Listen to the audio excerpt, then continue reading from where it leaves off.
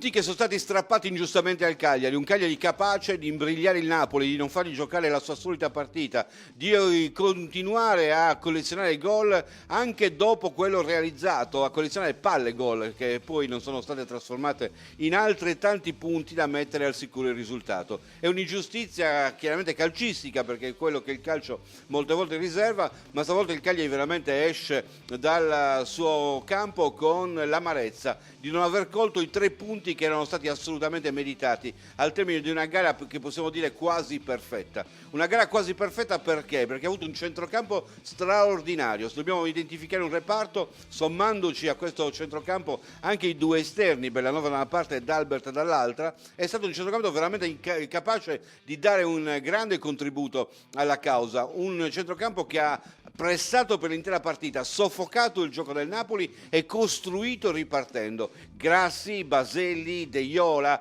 ma anche i 2 cursori, Bellanova in particolare, hanno fatto capire che il gioco di squadra può essere fondamentale nel momento in cui tu devi assolutamente salvarti. Ed è stato bello vedere crescere tanti di questi giocatori nel corso della gara, come Grassi ad esempio, come Baselli, giocatori che erano andati incontro nella loro carriera a una serie di infortuni, purtroppo uno dei quali è ritornato anche per Baselli, che è uscito anzitempo dal campo. Giocatori di grande spessore, perché quando si sono affacciati alla scena di Serie A, Baselli ha giocato anche parecchio, hanno mostrato di avere veramente straordinarie qualità, e queste qualità sono riemerse quest'oggi, riuscendo a dare al Cagliari una qualità che non ti aspettavi, con Marin in panchina. Se poi parliamo di Marin, quando è entrato in campo, bene, ha giocato pochissimi minuti, ha collezionato 3 palle gol, una grande azione personale con Ospina che si è superato, un calcio d'angolo che ha dovuto richiamare praticamente alla verifica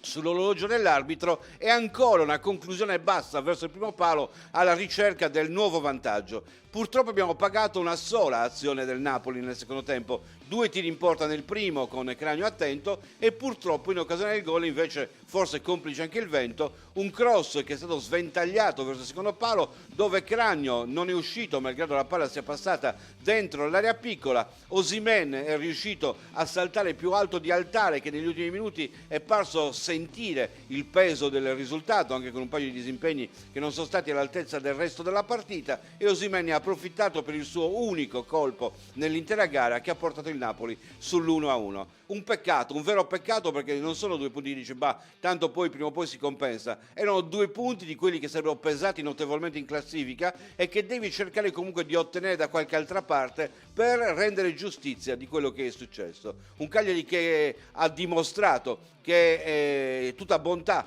quella che si è vista in questo 2022, che non è un caso, che la strada è quella giusta, e partendo da questo presupposto possiamo guardare con fiducia anche al futuro. Domenica si va all'ora di pranzo a Torino a giocare contro una squadra decisamente forte, ma ormai è un Cagliari che non teme nessuno, finalmente dopo tanto tempo.